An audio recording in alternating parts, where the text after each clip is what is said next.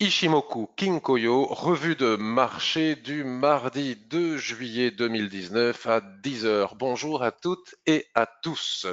J'espère que vous allez bien. Avant de cliquer sur le bouton enregistrement pour que cette vidéo enregistrée en direct soit diffusée plus tard sur YouTube, je commençais à dire bonjour à tous les participants. Vous êtes de plus en plus nombreux et j'ai reçu plein de questions très pertinentes. Donc on a de quoi faire ce matin. Je vais essayer de ne pas être trop long. Et vos questions vont répondre. Je n'ai pas besoin d'aller chercher très loin moi-même puisque vos questions sont nombreuses et couvrent vraiment beaucoup d'actifs, aussi bien les indices que le forex que les actions. Alors, je vous remercie de tous vos commentaires. Vous savez, si vous arrivez pour la première fois, que vous avez un petit panneau qui vous permet de cliquer. En cliquant dessus, vous avez un petit panneau questions et vous pouvez poser vos questions ou diffuser vos commentaires et je les lis absolument tous, a priori. Parfois, il peut m'arriver d'en oublier un, mais c'est vraiment contre ma volonté. Donc avant de démarrer, je vais vous laisser regarder le traditionnel panneau d'avertissement sur les risques que vous voyez ici en bas, là où je suis en train de faire des ronds. Voilà, avertissement sur les risques, je le mets en surbrillance, il faut très très bien le lire. Et pour les personnes qui viennent pour la première fois, ces revues de marché n'ont pas pour objectif de vous donner des signaux de trading ni même le moindre conseil en investissement financier. Ce n'est qu'une revue de marché sur comment est-ce que moi je vois les actifs au travers du prisme de l'Ishimoku. Comment est-ce que en un clin d'œil, je vais pouvoir, grâce à l'Ishimoku, voir l'équilibre ou le déséquilibre du marché et ainsi décider de construire un plan de trading avec timing d'entrée en position. Mais si vous ne connaissez pas l'Ishimoku, je ne vais pas vous enseigner à l'utiliser avec ces revues de marché. Pour ce faire, vous avez les formations ici, là où je fais des clics avec ma souris. Vous pouvez aussi lire tous les témoignages. D'ailleurs, je vous remercie si vous faites partie des très nombreuses personnes à avoir eu l'amabilité de me faire confiance et acheter mes formations récemment.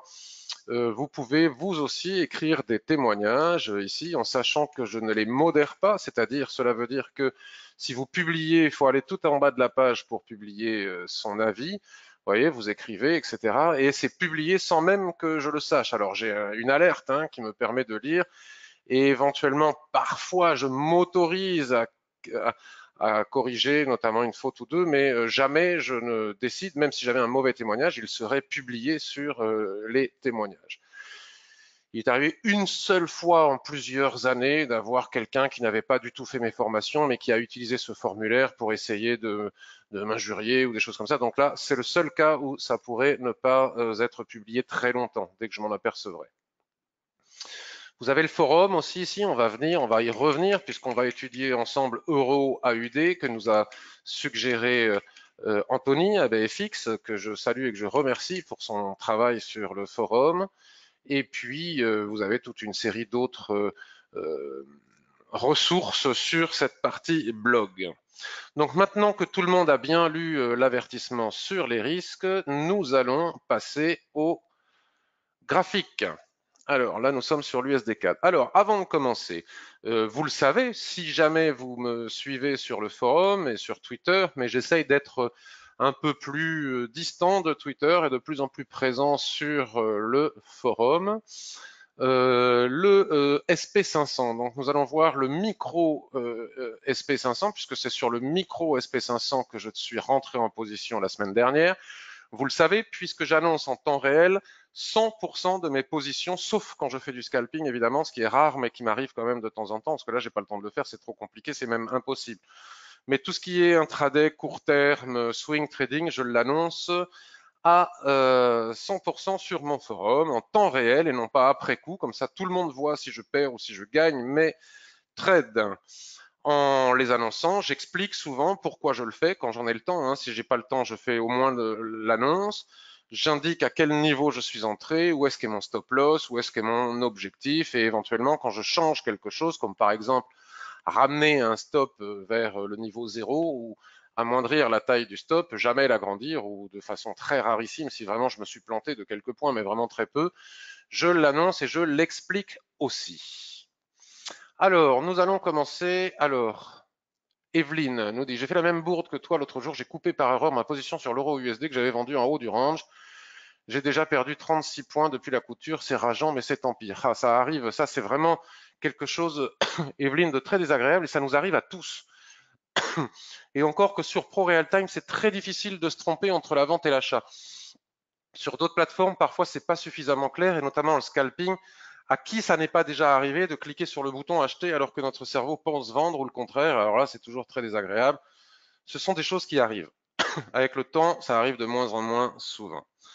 Donc le SP500, ça fait des lustres que je vous parle. Donc là, nous sommes sur un graphique journalier et ça tombe bien parce que, alors nous avons Citeline qui pose des questions sur les indices, mais là, je vais répondre en même temps à Bruno qui me demande une analyse du SP500 en swing. Alors ça va être un petit peu rapide ou compliqué parce que la vérité, c'est que j'en sais rien, je veux plus y toucher. Je n'arrive pas à trader en swing cet indice. C'est très rare que je le fasse, mais dernièrement, j'avais eu l'ambition déjà, je ne sais plus où c'était, peut-être en mai ici, je ne sais plus, ou je sais plus. J'avais l'ambition lorsque les prix avaient tapé la borne haute du range, comme ça, d'essayer de le vendre, puisque le range est magnifique. Nous sommes en situation de surachat permanente et extrême. Il y avait des raisons macroéconomiques d'envisager que ça puisse baisser. Puis patatras, sont arrivés par là Jérôme Powell, le président de la Banque centrale, qui nous annonce, alors que bon, c'est pas forcément justifié, mais quoi qu'on en pense, il ne faut pas être contre le marché. Souvent, j'entends des dizaines et des dizaines de personnes sur les réseaux sociaux qui se révoltent, qui crient au scandale, à l'injustice, parce que les indices montent alors que la situation économique mondiale, personnelle, c'est injuste, blablabla. Bla. Bon, quoi qu'on en pense, à tort ou à raison, bon, si ça monte, ça monte, si ça descend, ça descend, et nous, on ne peut rien y faire. Alors c'est certainement une bulle, ça sent le crack à un moment ou à un autre, tout ce que vous voulez, mais c'est comme ça ne fait que monter. Et donc, pour la faire plus courte, j'avais raté l'entrée précédente. Je suis rentré, vous voyez, je l'ai indiqué hein, sur le forum, et puis on en a parlé hier. Je suis rentré ici en haut de range. Je gagnais déjà, on était ici à 2959, 2917. Donc, on peut calculer les points ici. Alors, selon les plateformes, ça se compte en dizaines ou en centaines hein, quand il y a des virgules. Donc, certains diront que j'étais à plus 30 points, d'autres à plus 300 points, peu importe puisque les points, on s'en contre fou, excusez-moi ma vulgarité, ce qui compte, c'est le pourcentage maximal de perte ou de gain. Donc moi, je ne fais pas attention de savoir si je suis en gain de 300 points, de 30, de 400 ou 500. Je m'en contrefiche. Je vois surtout que si je perds 1% de mon capital. Si je gagne 2 ou plus. Donc là, mon intention, c'était de rentrer en swing trading. J'avais un objectif, je crois, je m'en rappelle déjà plus, il faut regarder sur le forum au niveau de la zone d'équilibre ici du range daily, peut-être même plus, mais j'avais surtout l'intention de laisser courir en tendance baissière si jamais ça voulait corriger jusqu'à la Kijun mensuelle, par exemple, ou hebdomadaire. C'était bien parti. Nous avons eu le G20. J'ai pris le risque en toute conscience, et c'est intéressant cet exemple parce que il illustre ce que je dis très souvent et que parfois des personnes ont du mal à croire et qui là est arrivé. Il y a eu le G20, donc avant le week-end, j'ai mis mon stop à zéro, c'est-à-dire que théoriquement, mais je savais que ce n'était pas forcément vrai, théoriquement, je ne pouvais plus perdre le trade puisque si les prix remontaient, je sortais à zéro. Sauf que, comme je vous l'explique, notamment pour les personnes qui débutent depuis des lustres, sauf que lorsqu'il y a des gaps, les stops ne sont pas exécutés. Et c'est ce qui m'est arrivé, c'est-à-dire que j'avais mon stop à zéro au niveau des 2959 points et mon stop a été exécuté à 2972 points. Donc autrement dit, quasiment 20 points ou 200 points en fonction des plateformes, de l'affichage des plateformes, au-delà de mon stop. Donc tenez compte du fait que ce n'est pas parce que vous avez un stop que votre stop sera forcément exécuté. Un courtier ne peut pas garantir la liquidité. Alors après, il y a les CFD à risque limité. J'avais beaucoup d'espoir dans ces CFD à risque limité avec stop garanti, mais j'ai testé. Je vous ne citerai pas le nom du courtier pour éviter d'avoir des soucis, mais j'ai testé, j'ai trouvé ça vraiment horrible avec manipulation des prix. On m'a baissé le stop pour le réaligner au prix du cash ou des futurs, je sais pas quoi. Enfin bon, j'ai laissé tomber. Donc voilà ce qui peut arriver lorsqu'on prend le risque de garder une position au vert week-end ou même sur les actions. Hein, avec les gaps des actions, c'est pareil. Les stops ne sont pas forcément exécutés si le les prix gap au-delà de votre niveau de stop. Donc voilà pour SP500, donc ça c'est perdu. Donc de toute manière, je crois avoir perdu moins d'1% de mon capital, je ne me rappelle plus non plus, il faudra vérifier, puisque mon stop initial était plutôt au niveau des 3000, donc là j'ai été sorti à 2972, donc bon, il n'y a pas, ça va, c'est pas dramatique, hein, si ce n'est que c'est quand même le troisième trade consécutif que je perds, si vous me suivez. Et je n'ai pas honte de le dire, et ça ne me fait pas plaisir, mais ça ne m'embête pas outre mesure. Je sais que ce sont des situations rares. Ça m'arrive 2 à 3 fois dans l'année d'avoir 2, 3 trades consécutifs de perdus. Il suffirait que je gagne le suivant pour pratiquement éliminer toutes les pertes, puisque j'ai un money management très strict et que j'applique les ratios. C'est ce que l'on va voir avec mon trade suivant sur l'euro USD. Il suffirait que je gagne celui-là. Alors je peux aussi ne pas le gagner, hein, mais avec un très beau ratio et mes 3 pertes précédentes seraient comblées. Donc vous voyez, j'aurais été mauvais dans le sens où j'aurais perdu 3 trades et j'en aurais gagné qu'un, à condition que je le gagne, hein. Il se peut que je le perde ou que je ressorte à zéro une fois de plus. Et grâce au ratio et au money management, avec un seul trade, je couvre mes 3 pertes précédentes. Donc tout ça pour dire que les pertes n'ont pas une incidence majeure, si ce n'est qu'elles ne nous font pas plaisir, sauf que très peu de personnes en particulier, traders particuliers, gèrent le money management. Donc ne croyez pas que je vous fais une petite morale, mais j'en profite parce que j'ai eu un débat, une discussion sur le forum pas plus tard qu'hier avec une personne qui a plus de gains que de pertes mais qui perd de l'argent. Donc où est le problème? Le problème, il est forcément dans le money management et dans la non-application du ratio. D'ailleurs, cette personne expliquait sur son forum que lorsqu'elle est en gain, elle est, comme beaucoup d'entre nous, contente d'être en gain. Elle fixe un objectif, vous voyez, admettons un 1, 12, 33. Là, admettons que vous soyez déjà en train de gagner presque 1000 euros.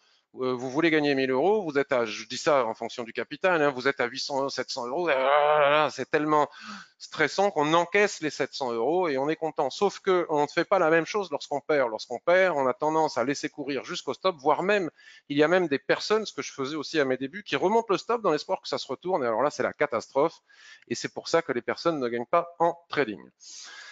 Donc, revenons au SP500 et profitons pour répondre à Bruno sur sa demande d'analyse swing trading. Ça va être très rapide. Bruno, je n'ai rien à dire, ou en tout cas, je peux avoir plein de choses à dire, mais qui ne voudront pas dire grand-chose parce que j'en sais rien du tout. Franchement, on ne va certainement pas vendre là maintenant l'éjection. Vous voyez, il y a eu un gap aussi, et malgré qu'il y ait une formation toujours de chandelier japonais de retournement, on ne va pas vendre alors que le range, la dérive latérale est cassée, les plus hauts historiques ont une nouvelle fois été dépassés.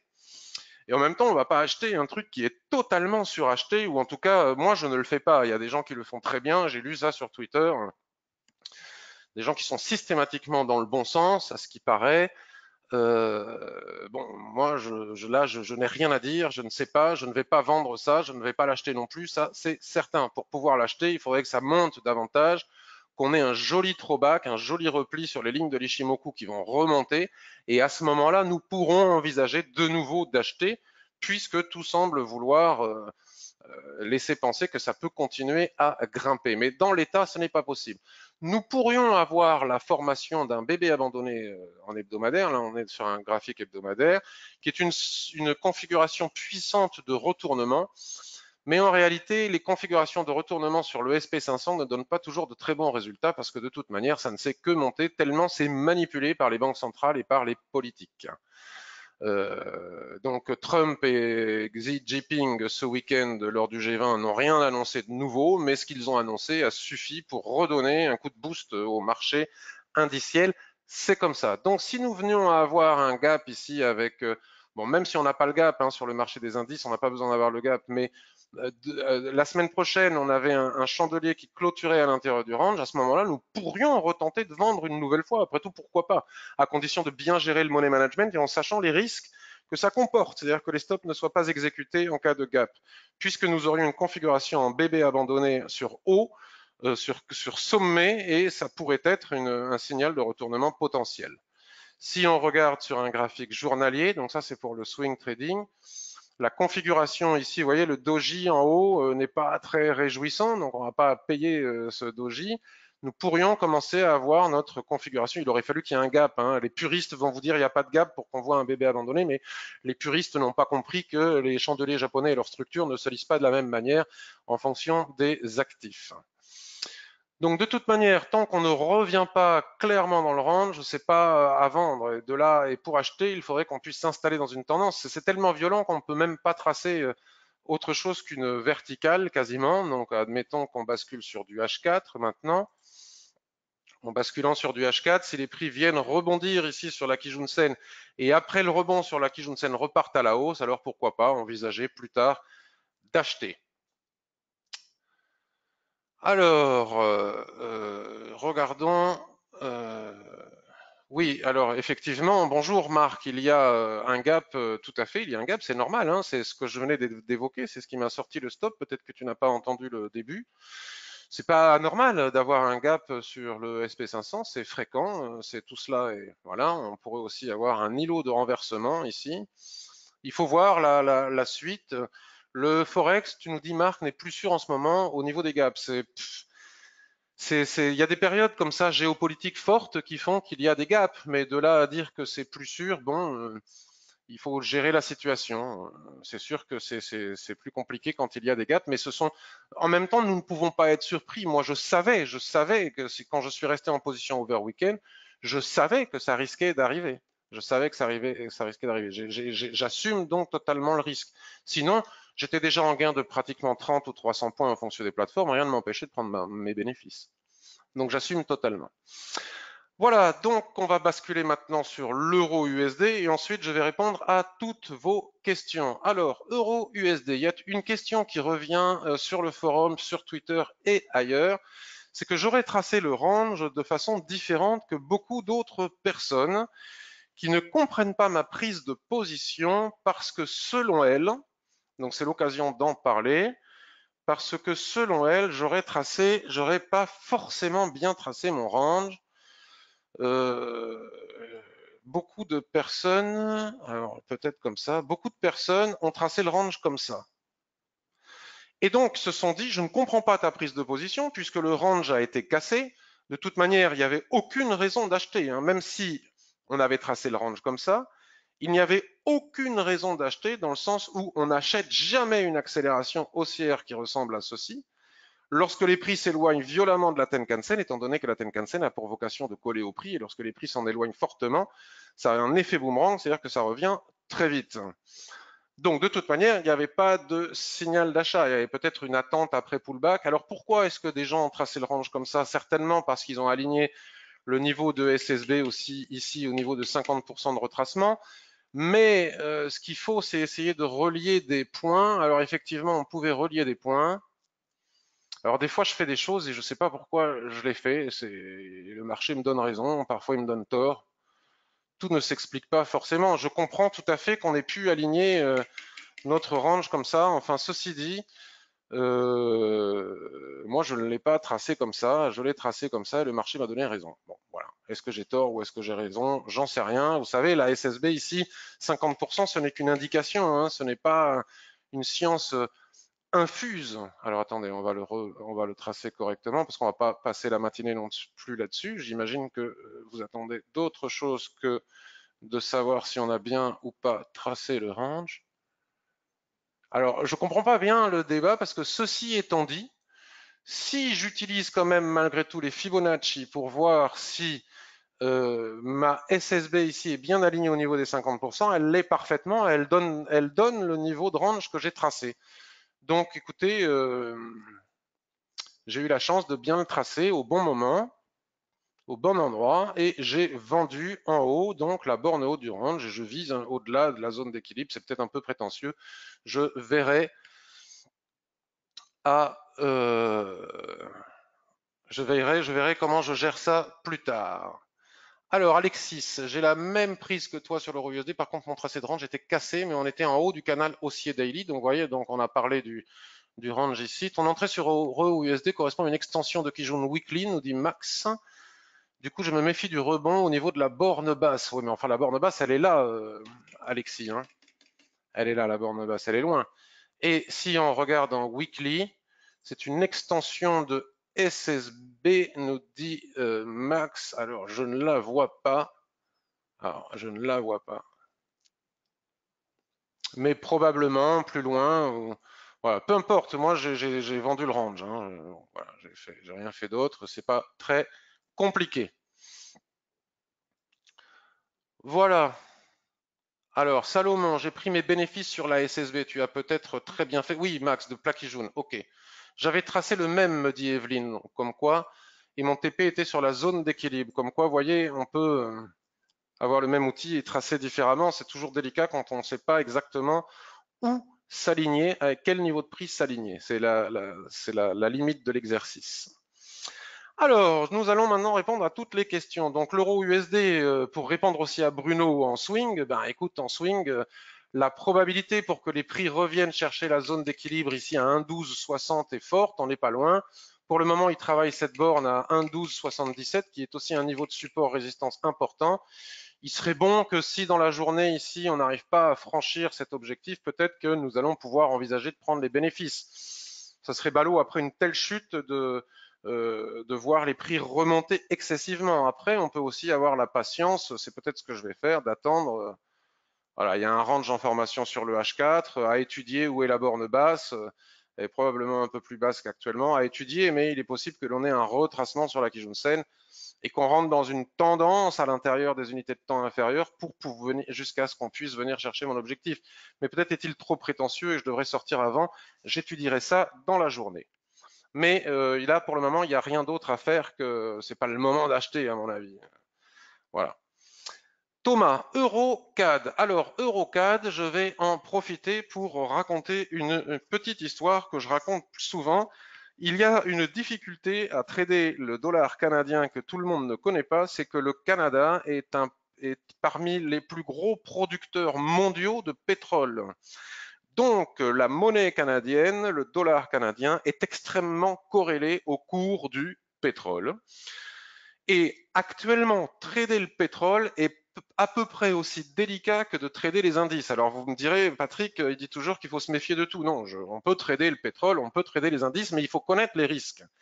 Si l'on regarde le WTI et qu'on tient compte de la macroéconomie et de la géopolitique, nous avons eu hier une réunion de l'OPEP et nous avons du bruit de botte en Iran, nous avons un embargo à pratiquer par les États-Unis, en particulier sur le pétrole iranien, donc il y a moins de pétrole, les robinets sont un petit peu plus refermés, et l'OPEP a décidé de ne pas, si je crois, hein, j'ai pas été voir, c'est ce qui était on spéculait là-dessus, mais je ne suis pas allé voir si c'est réellement ce qui a été décidé par l'OPEP. Mais vu les courses, ça ne m'étonnerait pas. L'OPEP a décidé de ne pas augmenter sa production, voire même de la diminuer. Donc, qui dit moins de pétrole en Iran, qui dit bruit de botte en Iran, qui dit OPEP qui ferme les robinets, dit forcément, mécaniquement, augmentation du prix du baril, puisque plus l'offre diminue alors que la demande ne cesse d'augmenter, c'est une question d'offre et de demande, plus les prix augmentent. Si vous avez 3 téléphones à vendre et qu'il y a 10 personnes qui veulent acheter des téléphones, et bien les prix des téléphones, vous allez les augmenter. Si vous avez 15 téléphones et qu'il n'y a que 3 personnes qui sont prêtes à acheter des téléphones, donc les prix vont baisser. Donc après, c'est pas une science exacte, mais donc je pense qu'il ne serait pas impossible de continuer à voir les prix du pétrole progresser. Et comme ici, nous sommes dans une sorte, j'ai pas vérifié à nouveau les bornes, hein, de dérive latérale, les prix sont partis du bas, travaillent la zone d'équilibre. Si la zone d'équilibre venait à être franchie, nous avons là la typique situation typique que l'on observe pratiquement toujours lorsque les prix arrivent sur une zone d'équilibre de range au niveau de la SSB. Il y a bataille, c'est pour ça que les chandeliers japonais dessinent des chandeliers d'hésitation ou de retournement. À l'issue de cette bataille, on saura davantage si le pétrole devrait progresser ou au contraire retracer, parce que la poussée est telle que ça devrait malgré tout retracer, ce qui pourrait permettre de trader le CAD.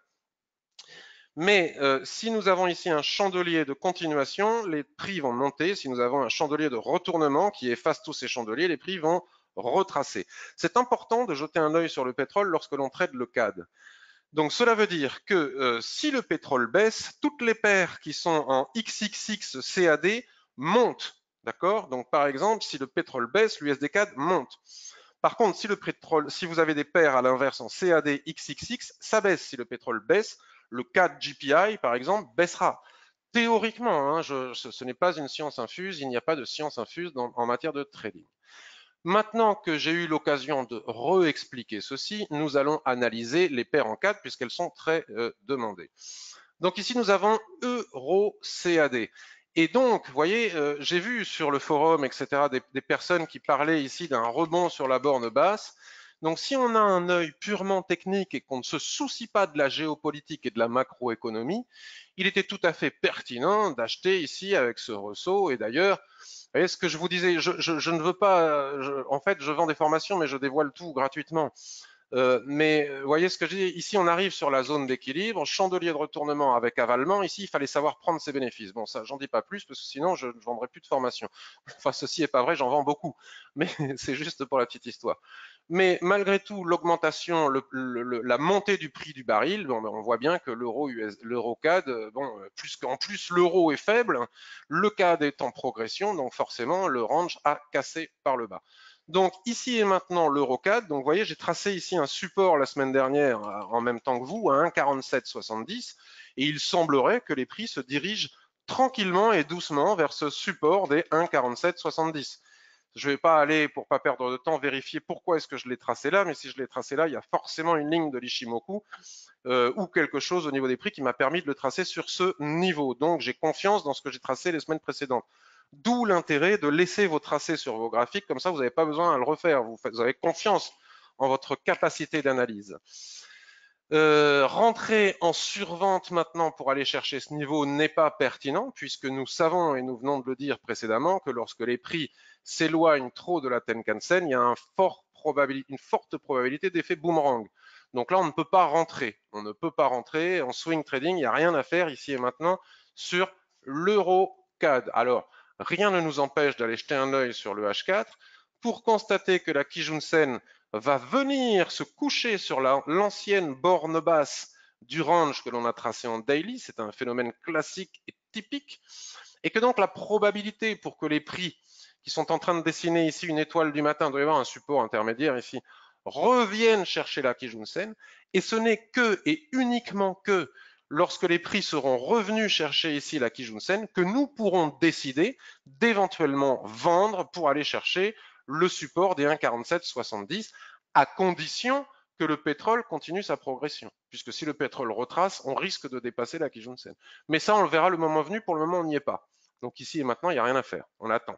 Soit le pullback, soit on pourrait rentrer, c'est pas interdit hein, de rentrer, en plus c'est sur un chiffre rond, la cassure des 1,48 pourrait vite fait bien fait en intraday nous offrir les 30 points pour aller chercher les 1,4770.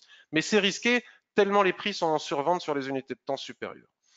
Voilà pour Euro CAD. Excusez-moi si je ne suis pas plus pédagogue, mais il y a tellement de demandes que si je le suis davantage, il est déjà 11h30, il faut vraiment que j'accélère. Alors, je les prends dans l'ordre. Hein. Il y a du Forex, il y a des indices, il y a de tout. Didier, alors, suite à ton analyse, j'ai gagné mon trade sur semi-conducteur BESI.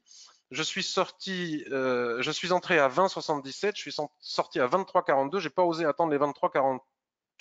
Merci pour ce joli gain. Alors écoute Didier, j'en suis ravi que mon analyse t'ait permis à gagner ce trade sur l'action semi-conducteur. Néanmoins, je ne suis pas un fournisseur de signaux. Ni de conseils en investissement financier. Mais grâce à mes analyses, je comprends tout à fait que vous preniez la décision de par vous-même d'entrer, vendre, etc. Et donc, je prends les remerciements avec grand plaisir. Donc maintenant, Didier veut savoir si on peut vendre la moitié de la position sur la zone d'équilibre et laisser courir la deuxième, ce qui me paraît paradoxal. Mais on va quand même aller regarder. Donc, il s'agit de l'action semi-conductor. Euronext, Amsterdam. Alors, on va se mettre sur du daily. Bon, là, le gap indiciel a profité un petit peu à tout le monde. Donc, Didier, suite à ton analyse, je suis entré à 20,77. Donc, 20,77, quelque part par là. Je suis sorti à 23,42. Ok, juste avant le gap, quoi. Juste avec la bougie du gap, c'est ouh, tu as vu une belle progression et tu te dis waouh. Alors, bon, là, on est typiquement. C'est pas une critique, Didier. Je fais pareil. Hein, je fais exactement la même chose. Bon, là, il n'est pas super bien tracé. Pourquoi ça bloque ici? Je ne sais pas, mais enfin bon, bref. C'est pas super bien tracé, mais enfin, on peut tracer le plus haut, le plus bas. Je fais la même chose, hein, donc ce n'est pas du tout une critique. Mais c'est dommage de sortir après un chandelier qui gape au-dessus de la zone d'équilibre, mais en même temps, on est sur une zone de résistance, donc c'est quand même bien. Bravo Didier. On va aller regarder sur de l'hebdomadaire pour voir quelque chose rapidement. Voilà. Alors, vendre la moitié de la position, pourquoi? Tant que ça monte, pourquoi vendre? Pour le moment, il n'y a pas de signaux de retournement. Il y a bien un gap qui pourrait être comblé, mais moi, je ne vendrai pas la moitié de la position. Mais encore une fois, je ne donne pas de signaux. Tu dois décider de par toi-même. Tant que les prix ne cassent pas, ne repassent pas sous la SSB comme ça en clôture avec un chandelier de retournement, tant qu'on ne repasse pas sous les 23,20, je ne vois pas de raison de vendre. D'autant plus que la borne haute du gap fait support au même niveau que la SSB. D'ailleurs, c'est pas pour rien. Moi, je ne vendrai pas, je garderai la position tant qu'on n'est pas sous les 23,10, je ne sortirai pas de position parce que si on vient à casser cette résistance des 24, après trop bas, que la progression pourrait continuer. Après, je ne connais pas le secteur, je ne connais pas l'entreprise. Voilà pour semi-conducteur. Anthony, Euro AUD. Alors, Anthony, j'ai pas eu le temps d'aller regarder ton analyse. On va le faire ensemble maintenant. Nous voilà sur notre forum Ishimoku, de plus en plus actif et je vous en remercie beaucoup. Vous êtes vraiment très nombreux à y participer et c'est vraiment chouette. Donc, Euro AUD Swing. Alors, la dernière page, comme ça je vous montre comment on fait. Des gens ne comprennent pas pourquoi. Il y a une personne qui m'a dit, mais je comprends pas, j'ai les derniers trucs qui s'affichent. Alors, il y a moyen d'afficher, je sais pas où, il faut aller dans les paramètres pour afficher inversement, c'est-à-dire les plus récents en haut. Mais sinon, vous cliquez ici sur la dernière page, page 8, et on va aller voir la certainement très bonne analyse d'Anthony avec Sylvain, vous voyez, qui adhère à l'analyse d'Anthony et qui donne aussi son point de vue. Donc on va essayer d'être rapide. Bonjour, je reprends rapidement la dernière analyse complète postée et la confirme. Annuel, contact avec Kijun Plate. Ah oui, oui, oui, Euro AUD. Non, c'était un truc avec CAD. Alors, annuel, tu remontes très très loin. Hein. Je crois que tu es un des seuls à faire ça, Anthony.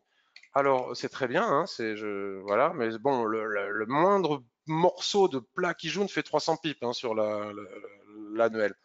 Mensuel, haut de range, un beau chandelier de retournement en clôture mensuelle. Les mèches de moins en moins hautes. Hebdo, avalement baissier au niveau de la borne haute du range mensuel, qui confirme l'idée de short. Mon dernier trade short a été perdu car trop tôt. En daily, la Kijun est enfin cassée, mais Tenkan éloigné. Nous allons devoir patienter pour cause de Tenkan daily, mais privilégier les plans short. Sylvain, j'adhère à ton analyse. Je viens d'entrer par anticipation en clôture H4 avec le doji. OK, entrée, d'accord, OK, bien. Alors, j'ai tout retenu. Je me dépêche parce que j'ai une mémoire qui des fois a ses limites. J'ai tout retenu. Alors, annuel. Moi, je regarde jamais les graphiques annuels, mais c'est très très bien de le faire. Et c'est ça qui est bien quand on est nombreux parce que tout le monde apporte sa pierre à l'édifice et ça, c'est absolument génial. Donc, on voit bien que la Kijun, c'est extrêmement pertinent, Anthony. D'autant plus que la mèche a été faite. Vous savez que ça, c'est un doji. Vous savez que les mèches des doji sont des niveaux de résistance. Donc, les 1,66 ont été atteints. La Kijun annuelle n'a pas été franchie depuis de très nombreuses années. C'est magnifique, hein, puisque si on passe par-dessus, on sait où est-ce qu'on va aller. C'est très pertinent, Anthony. Si on bascule maintenant sur le graphique mensuel, donc tu nous parles d'une dérive latérale haut de range. Alors, voyons voir si je trace naturellement le range comme toi. Il semblerait que oui. Bon, oui, de toute façon, c'est clair. Nous avons ici une étoile filante. Une étoile filante. Nous avons une série de mèches. OK, donc pour le moment, je suis totalement d'accord avec toi. Hebdomadaire, alors c'est là où le bas blesse.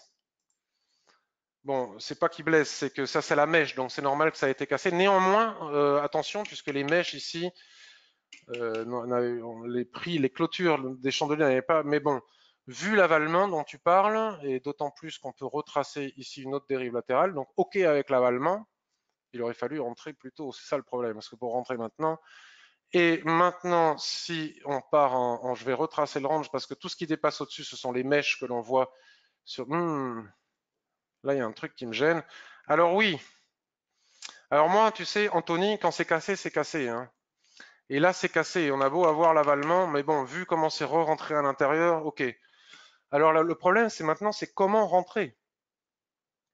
Le problème, c'est comment rentrer, parce qu'on va pas mettre notre stop à 1,66, là où se trouve la Kijun annuelle, hein. Alors, comment rentrer? Là, on est en journalier H4. On va aller voir Sylvain. Je crois qu'il répondait qu'il était rentré. Alors maintenant, oui, on peut rentrer en suivi de tendance. On peut rentrer en suivi de tendance. Alors après, la question là maintenant, c'est l'analyse, c'est bien, mais alors le timing pour rentrer en position n'est pas si simple. Je vais aller voir ce que tu me dis. Je vois que, alors, on a une Kijun-sen qui commence à s'entrelacer dans le canal descendant. Selon moi et selon ce que je viens de voir, ça pourrait être effectivement un trade très intéressant à voir où est-ce qu'on fixe le stop. Donc je vais pour savoir, là je découvre une analyse, hein, donc pour savoir, là le stop, de toute façon, maintenant, si on veut rentrer swing, c'est dommage de ne pas être rentré ici avec cet avalement. Le stop, il doit être placé à 1,64, 73, ça fait beaucoup, mais bon, peu importe, hein, la quantité de pips, on s'en fiche. H4.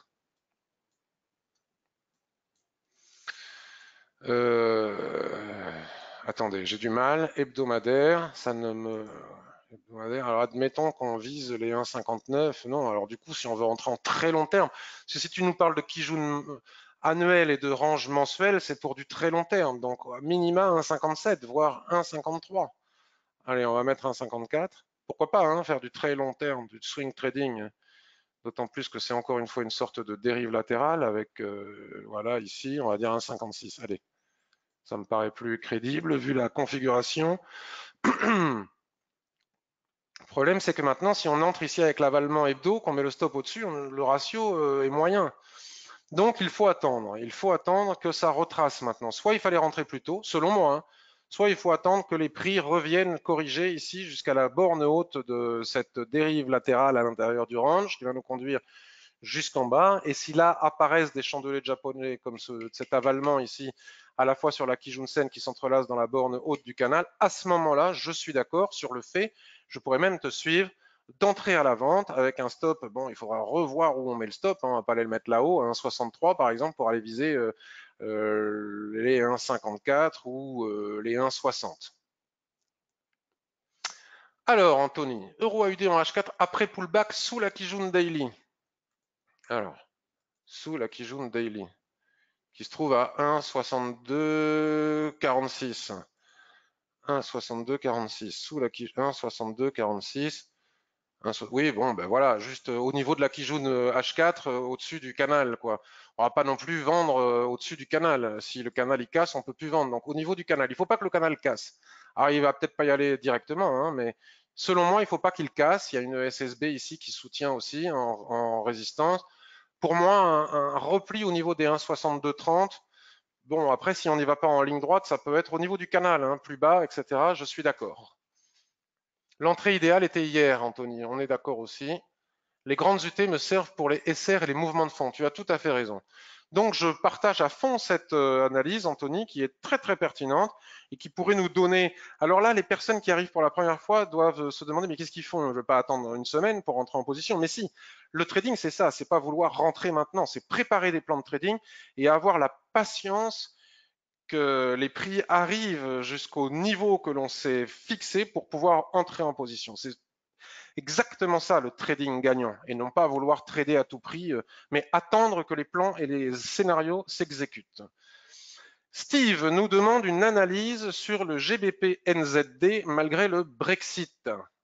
Alors GBP NZD, je vais vous raconter encore une petite histoire. GBP-NZD.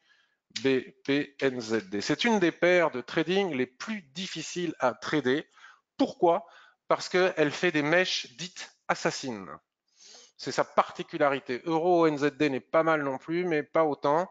Je crois qu'il n'y a pas pire, c'est-à-dire que là nous sommes en journalier. Les mèches du GBP NZD font plusieurs dizaines de pips, donc les stops sont très difficiles à fixer. Par exemple ici, regardez, clôture à 1,1894, la mèche elle est allée jusqu'à 2. Il y a pratiquement 200 points de mèche. Si on regarde celle-ci, 1,88, 92, 1,88, 34, et il y a 50 points de mèche. Donc c'est pas simple à trader le GBP NZD. Alors le GBP NZD en journalier, ça ne me parle pas. C'est baissier, mais c'est survendu, donc il n'y a rien à faire. En hebdomadaire, c'est pas. En hebdomadaire, ils ont réussi. Si on n'a pas, c'est un peu en hebdomadaire. Ça me parle pas. Je suis vraiment désolé, mais quand ça ne me parle pas, je vais pas dire des bêtises. Hein. GBP NZD, je comprends mal cette paire. Je ne sais pas la trader. J'ai du mal à répondre à la question. J'essaye de faire un effort pour y répondre. Elle est à la fois sur la Kijun mensuelle, donc sur un très gros support en mensuel, d'ailleurs un support des prix majeur. Hein. Bon, mais voilà, là on a un début d'explication. Nous sommes, comme ça vous voyez comment je fais mes analyses hein, en temps réel, nous sommes là sur un niveau de support extrêmement fort. Donc maintenant, tu ne m'as pas dit sur quelle unité de temps tu souhaitais. Donc, et puis encore dessous, là, vous voyez, c'est toutes ces mèches, c'est compliqué à trader parce que là, en cas de cassure, nous pourrions y aller, mais regardez les mèches. Les mèches sont tellement assassines, comme on dit, que c'est compliqué. Cependant, petit à petit, en traçant des niveaux comme ça, on a des niveaux intermédiaires. Les mèches, elles s'arrêtent pile poil sur le niveau de la SSB. Petit à petit, on commence à y voir plus clair. On est dans une dérive latérale. On ne va pas trader des si petits espaces sur du daily. Donc, on est condamné à basculer sur du H4. On est condamné à basculer sur du H4. Bon, on va voir toutes les. Je ne sais pas pourquoi ça se. Vous allez partager avec moi toutes les annonces qui s'affichent partout. Voilà. Paf. Donc voilà, on a tracé nos niveaux. Et donc, ce que je pourrais te dire, Steve, c'est qu'en traçant les différents niveaux tels que je l'ai fait hein, et tels que je l'enseigne dans ma formation Ishimoku, la tendance est baissière, mais il faudrait repérer parmi toutes ces lignes rouges quel est le gros niveau mensuel que j'ai tracé au début, probablement celui-ci. Si ce niveau mensuel venait à être franchi, alors à ce moment-là, nous pourrions entrer pour aller chercher toutes les lignes rouges suivantes.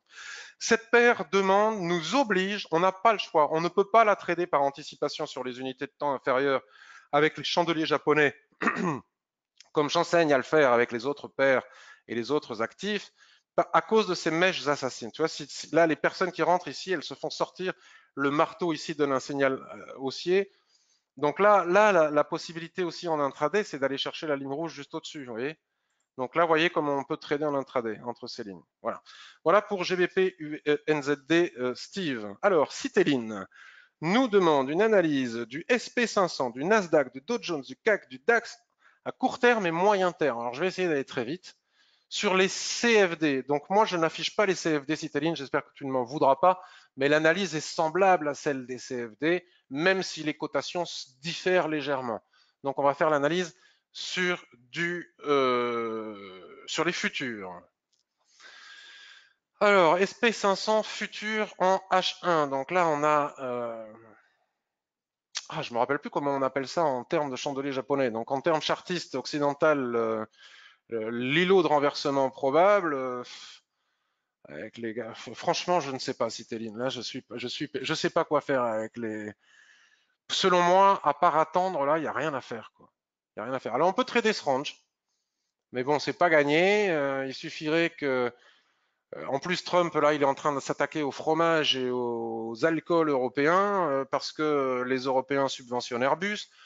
Donc ça s'arrête jamais cette histoire. Donc on est content parce que il s'arrange avec les Chinois. Et une fois qu'il s'est arrangé avec les Chinois, il attaque quelqu'un d'autre. Donc du coup, les marchés dévissent dans tous les sens. C'est juste difficile, quoi. Il faut plutôt aller voir des gens sur Twitter qui eux savent où entrer en intraday. Moi, là, je sais pas. Donc là, en attendant, on peut trader les bornes de cet îlot de renversement probable. Vous voyez, les doji ici étaient vendables, hein, mais c'est compliqué. Et si ça vient à casser ici, donc on a le gap juste en dessous, je ne sais pas. Je n'ai pas de vision sur le SP500 en intraday. Alors le Dow Jones, bon ben là on n'a pas un twist mais presque. Donc tac, même chose, hein, même combat. Si les prix viennent à casser ici cette ligne de tendance que j'ai tracée sur les unités de temps supérieures, H4. Ouais, on a une ligne de tendance là sur les unités de temps supérieures, vous voyez, on a une ligne de tendance. et on a une espèce de grande dérive comme ça, là. On a une espèce de grande dérive avec des mèches. Donc là, c'est un peu plus clair pour moi que le SP500, même si c'est le SP500 qui donne le ton. Là, on revient en H1. Donc là, nous avons la boîte dans la boîte de la boîte. Donc, sous la ligne de tendance que je viens de tracer en H4, que tu dois pouvoir tracer sur les CFD aussi. Donc, ça veut dire que si les prix cassent cette boîte et cassent la ligne de tendance, il apparaît comme fortement probable qu'on aille chercher 26 553, c'est-à-dire les derniers plus bas qui sont ici, puis la borne basse qui est ici à 26 468. Et ce niveau pourrait enfin être le bon niveau pour rentrer à l'achat si jamais on doit rentrer à l'achat. Le DAX. Alors, ce qui est sympathique avec le DAX, c'est vous pouvez faire ça sur le Dow Jones aussi, mais ça, je l'ai enseigné déjà maintes fois aussi, notamment dans la formation chandelier japonais. Ce qui est très sympa dans ces moments d'hésitation, c'est de tracer les fibos et de trader entre. Alors, on va essayer d'aller le faire. Je vais juste enlever tous mes rectangles jaunes pour y voir plus clair. Voilà, il n'y a plus rien. Donc, par exemple, tu me parles d'intraday, hein, de court terme et d'intraday. Donc, on va le faire sur du H1. On prend les derniers plus bas, significatifs. On aurait pu prendre ceux-là. On va prendre ceux-là. Normalement, la Kijun-sen devrait... Ouais, non, ceux-là, je les ai pris trop... Ok. Ça remonte normalement. Alors, c'est ceux-là ici, c'est avant le gap. Puisqu'on est sur de l'intraday, c'est avant le gap. Voilà, la Kijun-sen représente 50% de retracement de Fibonacci. Donc, à partir du moment, ça c'est pour ta demande de trading de court terme, on s'aperçoit que ces niveaux de Fibonacci sont extrêmement pertinents pour trader à court terme, comme tu peux le constater ici. On tape les 100%, les 76%, les 61%, les 51%, on est dessus. Merde, j'ai mal tracé encore une fois. Et bon, il faut mieux tracer, mais ça n'a pas d'importance. Même si je les décale, les niveaux, ils seront décalés, mais ils seront toujours aussi pertinents. Et ici, le niveau de 38%. Donc je ne vais pas le refaire. Veuillez m'excuser, mais c'est la même chose en fait. On a juste un niveau de moins en dessous. Maintenant, sur le M15, on voit qu'il y a un twist et qu'il y a matière à dessiner une petite boîte aussi, qui finalement respecte parfaitement bien les niveaux de Fibonacci. Donc c'est assez simple. Si jamais les prix cassent la boîte ici, la probabilité pour qu'ils aillent chercher le niveau de Fibo juste en dessous est important, et ainsi de suite. En sachant que lorsqu'on atteint un niveau de Fibonacci, vous voyez ici il a cassé ce niveau-là, le prix a cassé ce niveau-là, il est allé chercher le niveau suivant. Lorsqu'on atteint un niveau de Fibonacci après avoir cassé le précédent, très souvent on retrace chercher le précédent. Donc là, nous pourrions interpréter les chandeliers en japonais là, qui se dessinent ici sur ce niveau comme un possible signal d'achat pour à minima aller chercher, ce qui n'est rien d'autre que la zone d'équilibre de cette boîte, le niveau suivant. Bon, moi, je le ferai pas parce que géopolitiquement, c'est trop sensible. J'attends qu'à le moindre éternuement politique, tout arrive. Mais c'est techniquement possible. Une fois qu'on atteint ce niveau, 6 chandeliers de retournement il y a sur ce niveau, hop, on peut retourner chercher le niveau précédent, voire même laisser courir pour aller chercher le niveau qui est ici. Une fois qu'on atteint ce niveau, on retracera probablement sur ce niveau et ainsi de suite. Alors évidemment, encore une fois, ce ne sont que des probabilités, des récurrences et ce ne sont pas des sciences exactes. Donc ça, c'est sur le DAX. Pour du court terme, donc tu peux rentrer sur du 5 minutes par exemple. Tu utilises ces niveaux de Fibonacci pour rentrer sur du 5 minutes. Regardez la pertinence, hein, ils sont extrêmement pertinents. Donc là, ce magnifique doji, sur cette borne basse suivie de cet avalement est théoriquement un signal d'achat. Vous voyez, sur ce niveau pour aller chercher à minima la Kijun, puis le niveau de Fibonacci suivant. Vous voyez, c'est en train de fonctionner. Voilà ce que l'on peut faire dans ces moments-là. C'est très pertinent. Maintenant, on peut aussi tout effacer puisque tu me dis court terme. Ça, c'est pour le court terme. En intraday, on ne va pas aller le faire sur le daily parce que les mouvements sont trop importants. Mais en intraday, on peut aussi, si on ne veut pas trader sur du 5 minutes, voilà, cette fois-ci, c'est bien tracé. J'ai bien mon plat qui jaune pile poil sur les 50%. On peut faire exactement les mêmes exercices sur le H4. À ce moment-là, on bascule sur le H1 et on entre à partir du H1. On peut aussi entrer à partir du M15.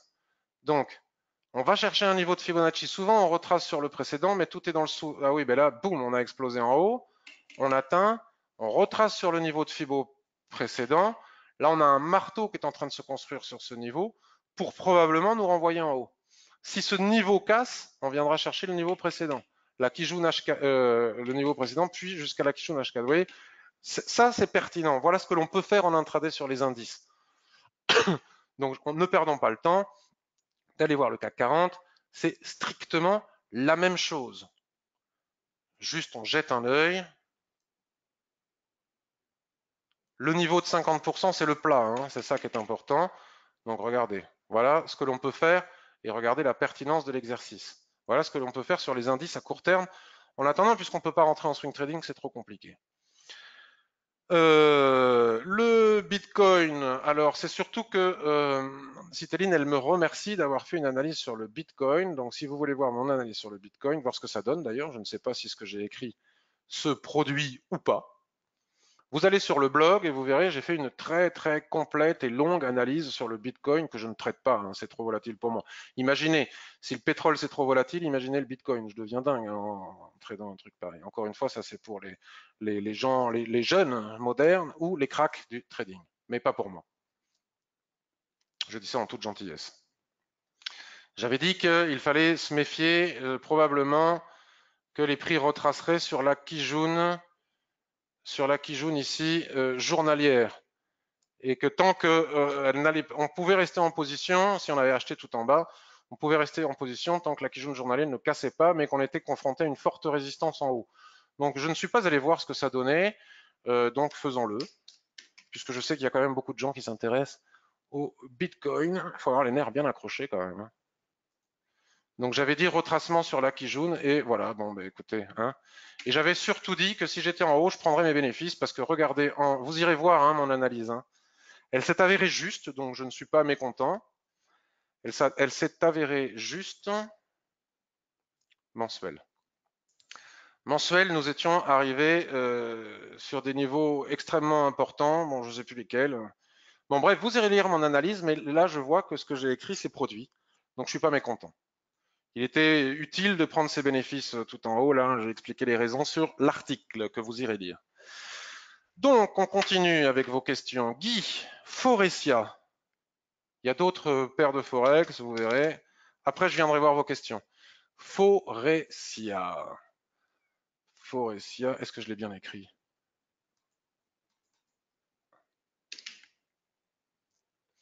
Euronext Paris. Alors, Guy a acheté le 3 mai à 37,27. On va se mettre en daily. Les actions, c'est bien de partir depuis le daily. Le 3 mai, hein, bravo, hein, déjà bravo pour cette capacité. Les traders d'actions ont une capacité de patience, ont une patience, ils sont admirables au niveau de la patience. Le 3 mai. Le 3 mai. J'ai acheté le 3 mai à 37,27. Aïe. 37,27. Bon, bref, peu importe que tu aies acheté le 3 mai, j'arrive plus à retrouver. Ce qui est important, c'est que là, nous sommes à 39,70.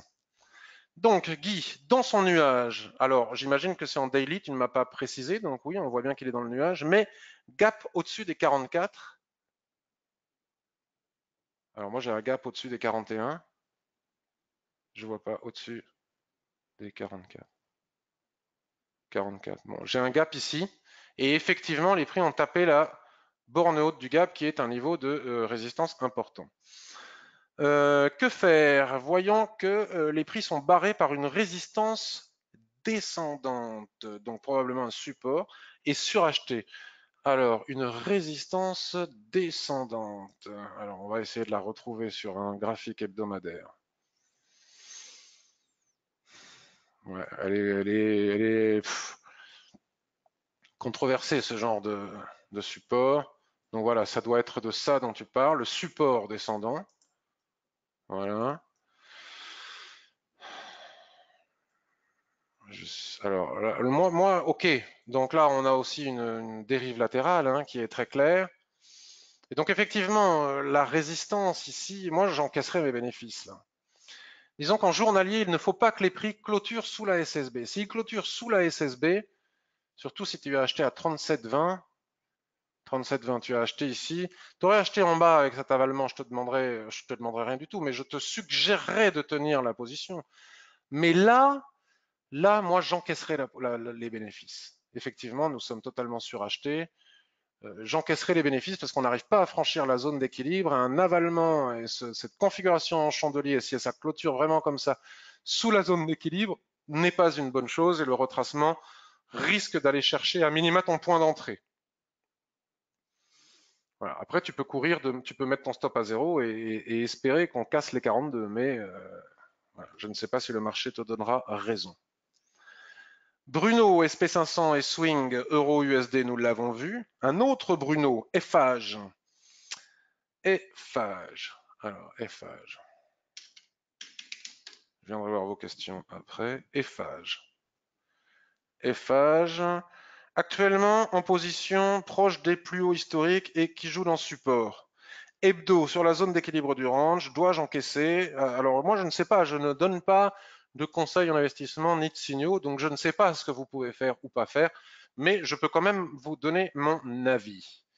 Alors je relis, actuellement en position proche des plus hauts historiques. Bon, les plus hauts historiques ils sont loin quand même, mais effectivement nous avons un range ici en hebdomadaire. Alors je ne connais pas le secteur, je ne connais pas l'entreprise.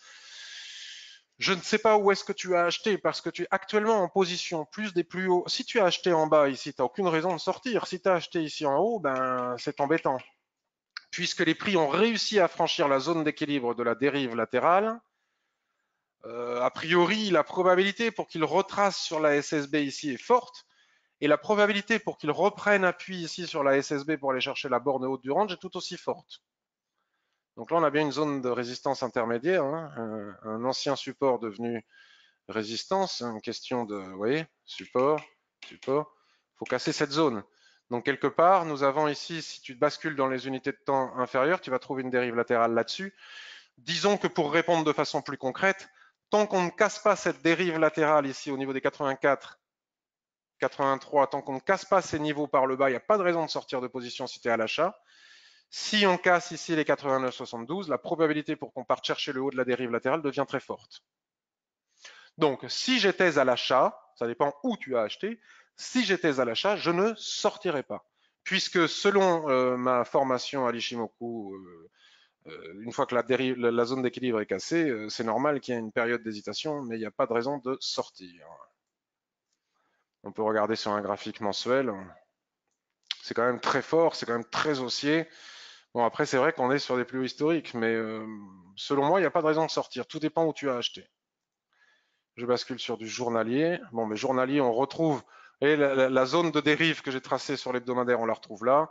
Donc, si on casse par le haut, bah, tu vas aller gagner davantage de points. Si on casse par le bas, bah, à ce moment-là, il faut sortir.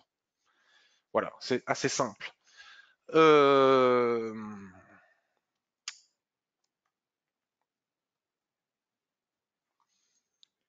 Alors, Jérôme, USD, CHF et Silver. Alors, Silver, Jérôme nous dit, le Silver ne brille pas autant que l'or. Comment ça se fait? Il y a un dicton sud-américain, d'ailleurs Manu Chao le chante dans une de ses chansons, No todo lo que brilla es oro. Tout ce qui brille n'est pas de l'or. Voilà ce que je répondrai en réponse à pourquoi le silver ne brille pas autant que l'or. USD, CHF. Tout ce qui brille n'est pas forcément de l'or. Alors, USD CHF, superbe pullback. Alors, c'est vrai. Alors, l'USD CHF, c'est pas gentil de me le demander parce que c'est là-dessus que j'ai perdu mes deux dernières positions. Je suis bien trompé sur l'USD CHF. Donc là, on est sur un graphique daily. Il est bien parti. Il remonte. Ça serait bien qu'il continue à monter. Comme ça, je pourrais gagner mon euro USD parce que s'il retrace au niveau de la Kijun ici, je serais bien avisé de sortir de l'euro USD dans lequel je me trouve. Voilà, donc effectivement, la Kijun-sen est un niveau. Alors, vous voyez, hein, on ne vend jamais une accélération baissière parce que les prix reviennent toujours à l'équilibre. L'équilibre étant ici la Kijun-sen et juste avant le niveau de support précédent, de résistance précédent, la Tenkan-sen. Si les prix dessinent des chandeliers de retournement explicites au niveau de la Kijun-sen, alors nous pourrions envisager de continuer à vendre la tendance baissière, à condition que cela soit validé sur les unités de temps supérieures, par exemple, pas obligatoirement. Pourquoi les prix ont dessiné un doji ici, semblement juste pour retracer. Tant qu'il ne repasse pas au-dessus de la Kijun journalière et de la SSB ici hebdomadaire, je vois pas pourquoi sortir de position. Je vois pas pourquoi sortir de position. La baisse a été tellement violente que il y a bien des niveaux de support, mais mensuel, ouais. Il y a de la marge encore, hein. Selon moi, tant que la Kijun journalière ne casse pas, il n'y a pas de raison de sortir de position à la vente. Et en tout cas, il n'y a pas de raison d'acheter non plus. Voilà pour USD CHF. Des fois, je suis court, mais parce que j'ai vraiment rien d'autre à dire. Et le silver, donc il ne brille pas autant que l'or, mais parce que tout ce qui brille n'est pas de l'or. Il est souvent corrélé. Et alors après, si les indices montent, ben forcément, je vous l'avais dit la semaine dernière, les gens se précipitent à l'achat sur le gold, ben c'est super. Mais c'est une valeur refuge en attendant d'y voir plus clair sur les actifs risqués. C'est là où on se réfugie avec le yen et le dollar et d'autres, le franc suisse par exemple, qui a bien progressé aussi. C'est là où on se réfugie lorsqu'il y a une certaine aversion au risque. Donc dans son range, hein, on ne va pas tracer les bornes. Donc là, l'avalement baissier a donné un signal de vente et pour moi, c'est baissier au moins jusqu'à la zone d'équilibre. Ça, c'est pour le gold. A priori, le silver et le gold se devrait. Ah oui, effectivement, ça ne brille pas autant. Alors le gold, il a donné un magnifique signal d'achat ici. Mais alors le problème, c'est que l'analyse technique sur le gold, c'est compliqué. Donc là, ici, vous voyez, sorte de bébé abandonné hein, qui est en train de se dessiner ici. Donc c'est très baissier. A priori, ça devrait retracer, d'autant plus que si les indices venaient à remonter, alors le gold va retracer. Jusqu'où, je ne sais pas. Si Donald Trump provoque je ne sais quoi, ou si le marché finalement n'est pas aussi rassuré par son euphorie soudaine d'après G20 et qu'il repart à la baisse, à ce moment-là, le gold va continuer à monter. Alors, il me reste encore le crédit agricole et j'aurai terminé. Je passe à vos questions. Donc, MW, c'est que son pseudo, je n'ai pas son prénom, nous demande une analyse du crédit agricole sur un délai de 5 à 6 mois. Alors ça, c'est un vrai trader d'action, j'aime beaucoup, ce que je ne sais pas faire. SA. Alors SA, c'est pas Crédit Agricole. Ben mince alors. Alors, on va le taper comme ça. Crédit Agricole. Une analyse pour les 5 à 6 mois prochains. Alors là, du coup, on va aller sur le mensuel. Vous voyez, hein, on peut faire du trading intraday, comme je vous ai montré sur le DAX tout à l'heure, du très court terme, mais on peut aussi, Ishimoku sert aussi à faire de l'analyse de très long terme. Ouh, c'est pas facile. C'est pas des configurations qui sont faciles.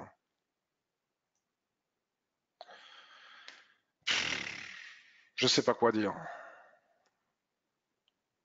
Je réfléchis. Alors, extension de SSB ici, qui ne laisse pas passer les prix, là qui joue non plus, et en même temps SSB ici. Donc les prix sont coincés dans ce niveau. Donc là, c'est probablement le range hebdomadaire dont tu nous parles, que l'on va retrouver en hebdo, et donc là, ça va s'éclaircir en hebdomadaire. Donc vous voyez, bon, c'est pas tout à fait ça. On va le retracer plus correctement ici. Voilà.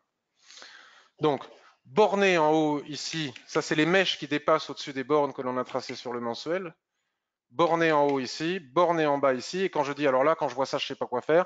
Donc là, je sais pourquoi je ne sais pas quoi faire, puisque lorsque les prix sont sur la zone d'équilibre, il n'y a rien à faire. Donc là, dans les 5 à 6 mois qui viennent, je ne sais pas, il n'y a rien à faire. D'abord, à la hausse, si les prix viennent à casser, parce que probablement qu'ils sont en train de monter suite au rebond sur la borne basse ici. Il retrace après cette accélération haussière, puisqu'on n'achète jamais lorsque les prix s'éloignent de la Tenkan-sen, l'effet boomerang dont je vous parlais. S'il revenait à casser le triangle qui est ici, la borne haute du triangle ici, ce serait un signal d'achat pour repartir chercher la borne haute de ce range. S'ils passent sous les 9,81, ils iront probablement chercher les 9, et s'ils passent sous les 9, c'est-à-dire la borne basse du triangle, ce sera pour revenir chercher la borne basse ici. Mais sur les 5 à 6 mois à venir, c'est surtout au niveau de ces bornes que ça se joue lorsque les prix travailleront ces niveaux que l'on pourra rentrer en position sur plusieurs mois. Pour le moment, c'est une zone sur laquelle il n'est pas possible de faire ça. Telle est mon analyse. J'ai fait le tour de la question. J'espère que vous êtes encore là. USDCHF, mon cauchemar, Evelyne, ben notre cauchemar à tous les deux. Nicolas, moi je traite seulement quand les prix sont à l'équilibre en range ou bien les sorties de range, à n'importe quelle unité de temps, à partir du M15. Merci Patrick. Eh bien merci Nicolas. Pour les traders actions, un site à consulter absolument, c'est Zone Bourse. Il y a tout un tas d'infos sur l'activité, le dividende distribué, l'endettement, etc. USD GPI, vente en haut du range et sous la résistance des plus bas de janvier. Salomon toujours présent, Marc toujours là. Je te regarde sur smartphone, pas évident, pas d'internet. Ah oui, en effet. Ceci dit, tu peux brancher, si tu as de la 4G, tu peux utiliser ton ordinateur pour la 4G.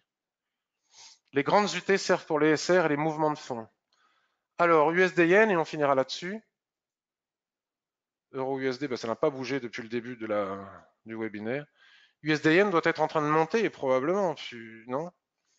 H4, si l'euro USD baisse. Donc tu me dis que tu as vendu max USD Yen en haut de range H4. Le problème, c'est que le haut de range H4, il est là, donc on ne l'a pas atteint, le haut de range H4. Donc attention.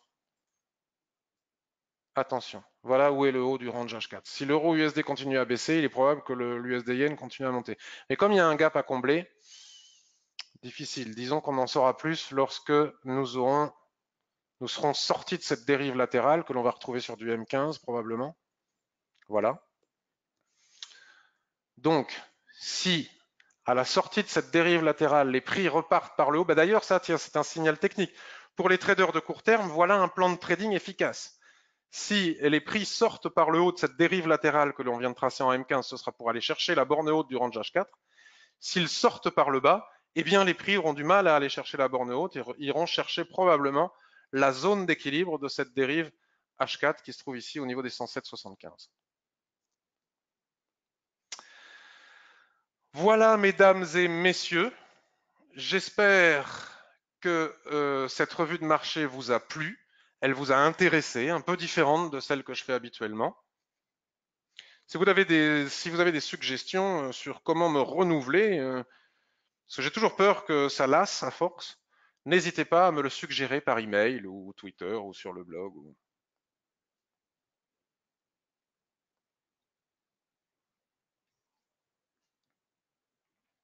Je lis vos... Ne change rien. Bon, bah, écoutez, vous êtes gentil. Vous êtes gentil. Je vous souhaite une excellente journée. Je vous remercie beaucoup de votre attention et de l'intérêt que vous portez à mes revues de marché. N'hésitez pas à les publier, à les partager sur les réseaux sociaux, notamment la vidéo YouTube que je vais publier en début d'après-midi sur YouTube. Excellente journée à tous. Merci. À plus Brigitte, Evelyne, Alexis, tout le monde. Bye bye. Merci.